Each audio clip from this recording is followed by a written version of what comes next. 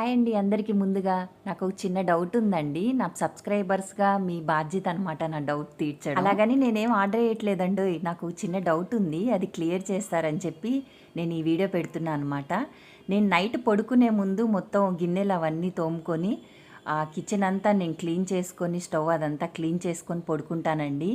ఇలాగ ఎంతమందికి అలవాటు ఉందో నాకు కామెంట్ రూపాల్లో తెలియపరచండి. ఇలా ఎంత నైట్ అయినా సరే నాకు గిన్నెలు తోమేసి ఇలా స్టవ్ క్లీన్ చేసేసి కిచెన్ అంతా క్లీన్గా పెడితేనే నాకు నైట్ తొందరగా నిద్ర పడుతుందండి.